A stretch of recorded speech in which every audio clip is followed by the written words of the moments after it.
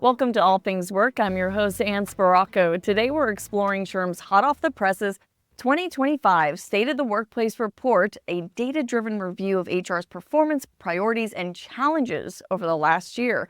The report also offers actionable insights to guide your organization well into the year ahead. And joining us today to talk about this report is James Atkinson, Vice President of Thought Leadership here at SHRM. James, welcome to All Things Work.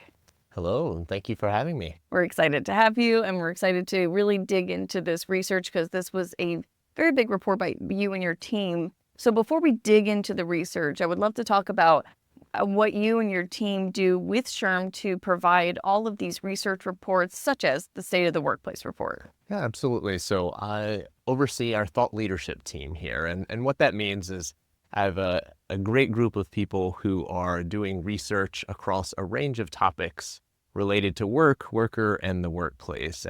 And this team really brings in a couple of different areas of expertise. So we bring in that expertise on the HR front and kind of the expertise that you would have from kind of an IO psychology or org behavior side of things. They're also bringing in that more kind of methodological rigor with doing a lot of quantitative work around surveys and so on. So we bring all of that to bear on this report and really look at how HR professionals and U.S. workers are thinking and doing around a few different things. Truly the brain behind SHRM.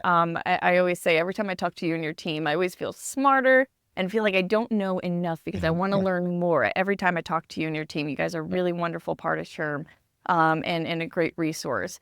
And so really provide a lot of rich insights and data, as you mentioned.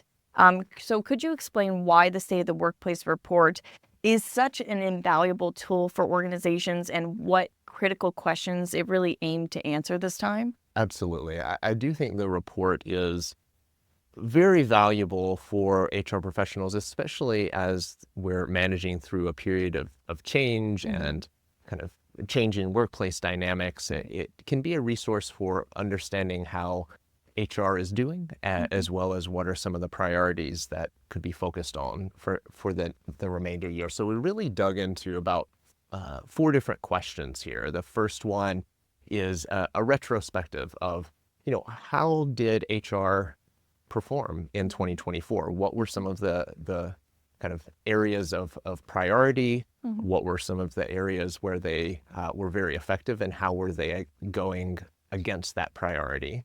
We also looked at some areas where HR was very successful. But also looking forward into 2025, we asked, what are some areas where you think HR should be prioritizing in 2025? So really big picture here. Really looking at that big picture, looking back and looking forward. And the in-depth analysis. I love it. So you get a lot of detail to it, but you're seeing that broader image of what's going on in our realm. So the report mentions 2024 was marked by significant challenges. Some of that includes labor shortages and a rapid change. Like we said, we're under a new administration. There's changes under there. So how do you believe those changes, how do you believe those challenges have shifted HR's focus moving into what we are in now, 2025?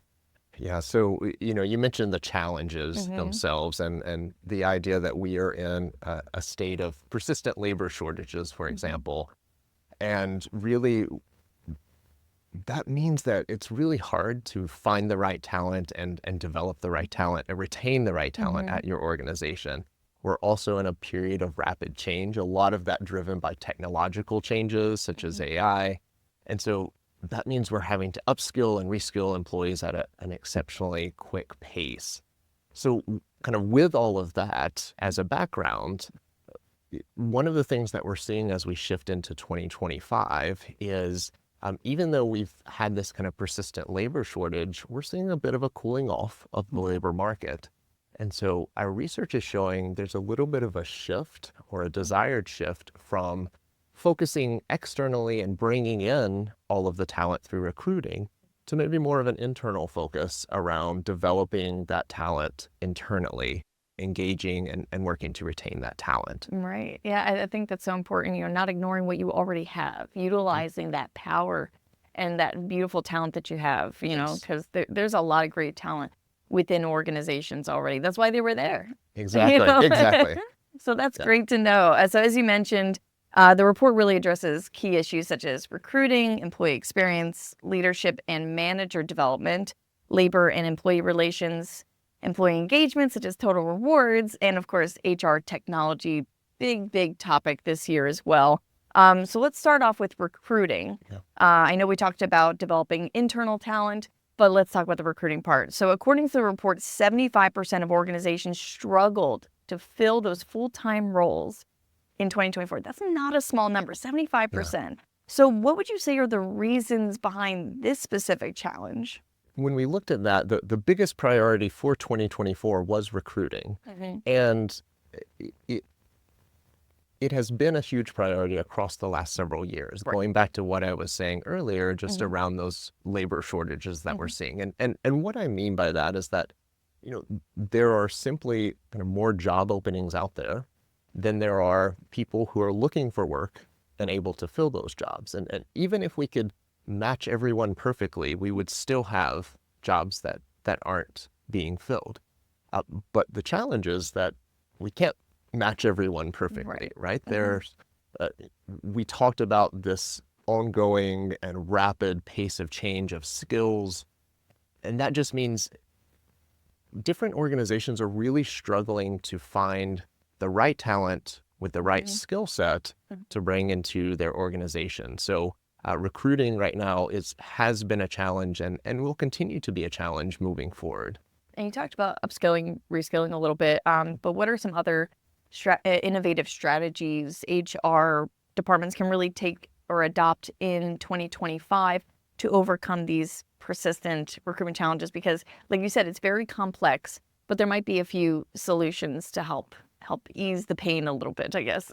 Yeah, absolutely. I think one of the key pieces of advice is to make sure you are not restricting the pool of talent from which you can bring in great workers into your organization. My team works with the SHRM Foundation on a series of research around what we call untapped talent. And these are really groups of individuals who have great sets of skills that they can bring into an organization. And this includes groups like veterans or military spouses, those with disabilities or older workers. And what's important to know from our research is, one, these groups of individuals tend to perform as well as or better than those outside of those groups. But two, they also have key sets of skills that can be really important for particular jobs. And so we say, make sure you're not restricting your talent pool and make sure you're kind of opening it up to everyone and being deliberate about ensuring that you bring in the right talent. I think the other part of that is when you are, advertising for a job, you want to make sure that you're not putting in things that really aren't necessary for the job. Okay. So sometimes things like length of experience or a particular educational attainment, while those might make it easy to filter, the problem is that you're often going to filter people out who may have the actual skill sets that will do well in that job. So again, it comes back to just making sure that you're keeping that talent pool as open as possible so that you can find the right talent with the right skills at your organization. I love that concrete example about even just the years of experience or the educational requirements, because like you said, people might have the skills. So if they see, oh, you need this, they might say, okay, well, they're not going to want to talk to me because I don't have that, even though I have 9 out of 10 of the other things that they want. So it might actually discourage people from even applying, let alone being filtered out. So that's a good point to make. And I will just say that tends to happen, that discouragement. And there are, particular groups of individuals that tend to be less likely to apply because they simply see that line. Even if you as a hiring manager or as an HR professional know that, maybe that's not quite as important as having the right skills. Once you put it in that job description, you're going to see some people just don't apply at all, and you don't Right. get the opportunity to bring great talent into your organization. Yeah, kind of leading with inclusion, like really trying to be inclusive of, your thought process, even just in the hiring Absolutely. process.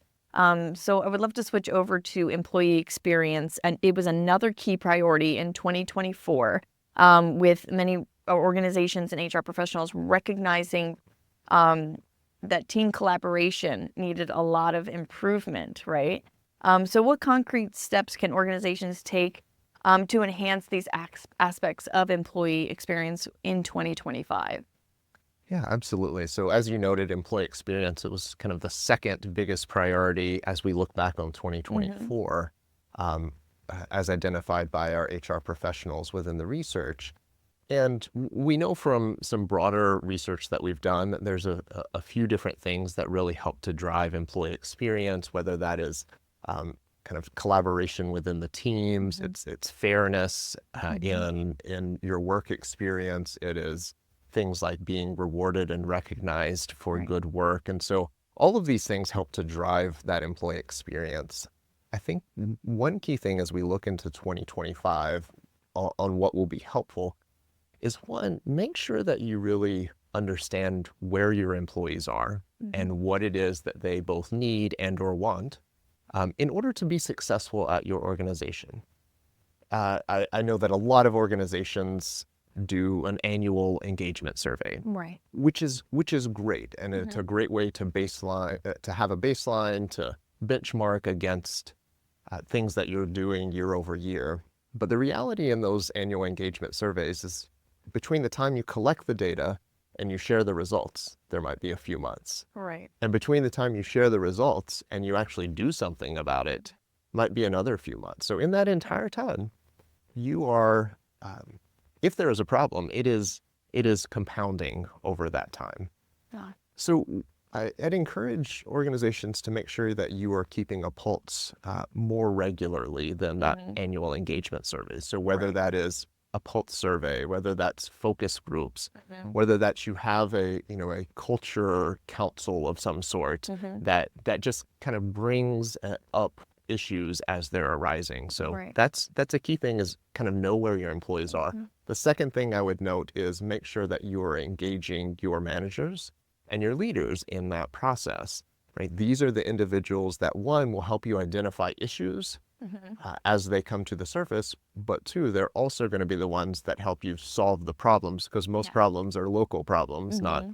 global organization-wide problems. Exactly. They're the kind of more the people with the direct feedback every single Exactly. day. They're seeing maybe the frustration or the excitement from employees, Mhm. and they're thinking, "Oh, okay, I noticed my team loves this," or they, Yeah. they weren't really amused by this strategy.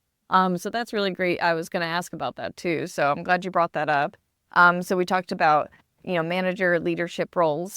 So that goes right into our next question about how the report went over leadership and manager development as another priority for HR professionals and organizations. So I'm going to dig into some of the data here. Yeah. While workers with highly effective managers were twice as likely to feel satisfied and fulfilled, 35% of employees reported experiencing poor or ineffective management in 2024. That's just, I think any number like that is just too high, because nobody wants to feel like there's ineffective management. So seeing that number shows that there's more work to do. So in order to work on this challenge, what innovative approaches can organizations take to enhance the quality of their leadership and their management? There's, like we said, a lot of feedback in here. Yes, yes. Well, it's a cliche, but it's a cliche that's true. People Mhm. don't leave organizations, they leave managers. Right. And so we have to make sure that we are equipping managers to lead their teams in the right ways.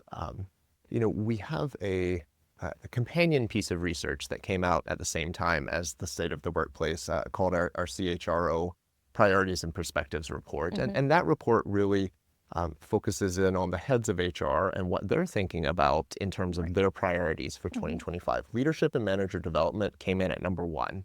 Wow. More than half of CHROs said it was a top priority Hmm. for 2025. And when we dug a little bit into that, we said, well, what are the types of things that you're trying to develop for your managers. And outside of, kind of baseline manager and leadership skills, there were a couple of other skill sets that really emerged to the top. One of them is the ability to adapt and lead change. Okay. Now, going back to our earlier conversation about there being a lot of change happening right now, there being a lot of kind of uncertainty, this is really key is ensuring that your managers and your leaders at your organization understand how to lead through the change itself. Right.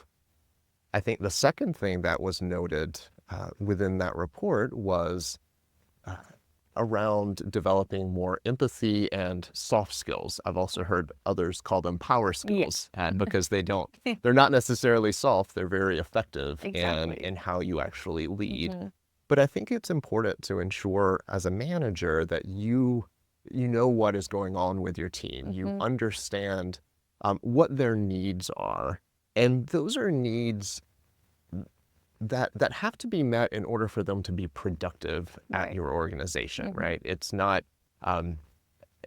touchy-feely. It's really about, what are the things that I as a manager can do to support you so that you can be productive at our organization. Right. And so I think those are a couple of things that as we think about leadership and manager development for 2025, in periods of uncertainty, make sure that you have managers who know how to adapt and lead their teams through change, and that they understand how to empathize because change is hard. Right. But it also creates barriers, and you want managers to know how to remove those barriers for their teams. Exactly. I love that you said like leading with empathy. I think it can be hard to strike that balance where you need to be a leader, you need to be strong, but you also need to understand that everybody's human. Yeah. And so when there's that shift, we all everybody feels it. So you can't just deny it. You can't be like, oh, we're going to take care of it. No, you got to work with your team and just have that intellectually honest conversation with them. So I love that you brought that up about empathy as well, because Johnny, I know, talks about it quite a bit. He loves leading with empathy. So labor and employee relations also emerged as a strong performer for HR practice in 2024. Since organizations are kind of already excelling in this area, is there anything they should keep in mind as we move into 2025 so that they really just don't lose this momentum? Because we're on a good track. Let's stay on a good track, right? Yeah, absolutely. And, as you noted, it was a strong area for 2024. And at its core, it's about ensuring that you kind of understand the workplace dynamics and that you are ensuring compliance with various labor laws. And it's also not surprising that HR is really good at this. It's been a foundational part of HR for a long time. However, I would say that, HR professionals really should not rest on their laurels as we think about this area moving forward. We've already seen in the first few months of 2025 a number of different kind of policy changes that are leading to workplace policy changes or discussions about future changes that are really emerging. And so now is the time to ensure that you are kind of re-engaging with your legal team, ensuring that you are kind of following their advice, but also learning from them about what are some of the changes that are happening, what are the implications for you. These changes manifest themselves differently at different organizations. And so it's a place where if we assume we've always been good at it, we're in a place right now where there's so much change and potential change that we're probably going to have to dig in a little bit more to be effective at this in 2025. Right, exactly. And kind of just step back from all the noise and just say, what do I need to do well in my job here to keep my company going and to comply. Compliance is a big part of it. So I love that's what Emily M. Dickens, our chief of staff, says a lot. Head of government affairs, she's amazing. So I learn a lot from her every time I hear her speak. Absolutely. So moving on to the report's employee engagement and total reward section. Inflation and financial pressures right now are top concerns for the United States. We all know that for U.S. workers. And in fact, nearly all workers, 98% of them, said they needed a cost of living adjustment in 2025. That's a big number. It doesn't really, it's not very surprising because it is a big concern among a lot of workers. But HR professionals cited limited resources as a major challenge for total rewards. So we got this big concern, and then we got kind of this roadblock here. So how do you suggest HR departments really address this? And are there any alternative strategies they can do to really support employee financial well-being? Well, again, you noted that Yeah. that this is a big concern Yeah. for employees. In fact, so much so that when we asked them in our report, where should HR focus Right. in 2025, from the worker perspective, they said total rewards. And it's not surprising, right? Inflation is top of mind. You're going to the grocery store, you're getting that dozen eggs that is now way, way more expensive, or you're going to the gas station, you're paying extra for gas. Your costs are going up. Right. You want the salary that is going to cover those costs to go up as well. And while you said 98%, right, of people say, hey, we want a cost of living adjustment in 2025, only about 1 in 4 received one in 2024. So I don't expect us to move from 25 to 98% as we head into 2025. Right. So to your question, it's important for HR professionals to figure out, well, what are the other levers that we can pull to ensure that people remain engaged at the organization? Now, we can start with salary. This is probably one of those times where you may not have too much budget, but where you do, you've got to engage those top performers. Right. So that may be one of the areas where you do try to invest from a salary perspective. But I think it's also really important to engage and ensure that people understand their broader total rewards package. Employees are very excited about a lot of benefits, but that's assuming that they are aware of the benefits and that they actually use them. And, a lot of organizations, they'll communicate to their employees when they first join about all the great benefits. They'll communicate to them when it's time to re-enroll. But there's a lot of quiet period in there.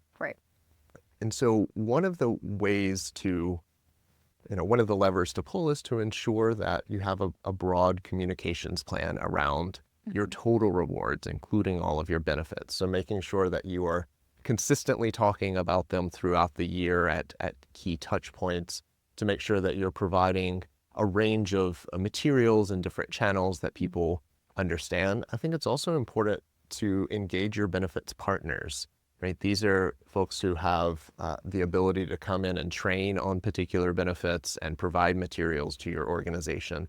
So understanding that broader total rewards package, it's not necessarily providing something new, it's just making sure people understand the value of what you are already providing, and that can change their understanding of how much they are receiving from the organization. And workers can probably go back in their portals and refresh themselves. Like a little tip. Exactly. Do it yourself as well. It can't hurt to just look again. I'm going to do that today now. Yes, there you go. There you go. So on to our last section. We mentioned HR technology that's brought up in the State of the Workplace report. It found only 43% of professionals, executives, and workers rated their HR tech as effective. It's kind of sad because, we're in the age of technology. We're advancing very quickly. So what are the key barriers to adopting effective HR technologies, and how can organizations really kind of overcome this challenge? Absolutely. So I think some of the barriers to HR technology are common across adopting any technology as well. And they happen at different points in the process of, an implementation and adoption. One of the key barriers happens well before you've even purchased that HR technology, which is ensuring that you're solving the right problem. And I think it's important for HR leaders and HR kind of broadly to to really understand what are the needs of employees, whether that's their HR staff who might be using it or whether that's the broader workforce, and ensuring whatever technological solution you are proposing truly meets those needs. Adoption will be low if you're solving the wrong problem. Assuming you're solving the right problem, then a second piece is ensuring you have good buy-in from all of your stakeholders. Many times we'll ensure we get leadership buy-in because they're the ones who sign off on us purchasing it or give us resources to They work implement the budget. But we have to make sure our IT partners are on board and that they really believe in this new technology and how it can integrate into the broader system. Your employees have to have buy-in because they're the ones who are going to use it. Again, whether it's your HR staff or the broader workforce. And actually managers are really important because they're going to be the ones that are either troubleshooting alongside their team or advocating for their team to use this for more efficiencies and costs. Makes sense. Once you've done all that and you're actually implementing, you want to make sure your employees are aware of it. Right. So that's another key barrier. And so a broad communications plan is important and ensuring that people kind of understand what this is, as well as kind of why it's important. If they are aware of it, they have to understand how to use it. So you want to train them. You want to ensure that you've got FAQs and Q&A sessions and good technical support. And then finally, the last barrier I would mention is just ensuring that it's a good user experience. So a lot of times you can put this out there, it's solving the right problem, people know about it, they understand it, they're excited about it, but it's a really poor user experience. And that can be from kind of two different angles. One is it could be that there's a feature missing or incorrect, and a lot of times you can work with your tech provider to make that change. But also it could be that it's just not a part of people's workflow day to day. And so it just, you've got to do this other thing over here, or you've got to like go into this other place to try and engage it. So I would say that once you've done all of those things, you've got to make sure that it's integrated into the workflow in order for you to see those high levels of adoption. A lot of steps, but a lot of important steps. Absolutely. Absolutely. So is there anything from this, it's a big report, we could have spent hours talking about it. And you worked really hard on this with your team. Is there anything that really stuck out to you that you would like to leave our audience with just for a final thought? Yeah, one of the things that I was surprised at was the level of alignment between HR professionals and U.S. workers when they were asked the question, what should be the priorities of HR as we head into 2025? They said leadership and manager development, employee experience, learning and development for the broad workforce. And I mentioned that companion piece earlier, the CHRO priorities and perspectives. Our heads of HR tell us the actual priorities that they will implement in 2025. 3 of the top 5 from that were those same 3: leadership and manager development, employee experience, and learning and development for the broader workforce. And so I think it lets us know kind of we're in this different era as we're heading into 2025. Recruiting was a priority in 2024. It will still be something that we have to prioritize. We have to bring in good talent. But we're seeing the pendulum shift a little bit from that focus externally to that focus internally. And there is a need to ensure that your managers and your leaders are ready and equipped for change, that they're leading with empathy, and that you are both engaging your employees and developing them so that they are excited about coming to work every day and so that they want to stay at your organization. So we're all on the same page. We just have to work together to get to the next chapter. Exactly. Yes, love it. All right, James, thank you so much for joining this episode of All Things Work. We really learned so much. Like I said, we always learn a lot from you. So it's always great to have your insight. Thank you. Yes, thanks for letting me join. Awesome. All right, that's going to do it for this week's episode of All Things Work. Thank you again, James Atkinson, for sharing your deep insight. For more information, head to shrm.org/allthingswork to learn about this topic and to sign up for our newsletter. You can also catch us on social media, like, comment, share. We want to hear from you. Thanks for joining us. We'll catch you next time.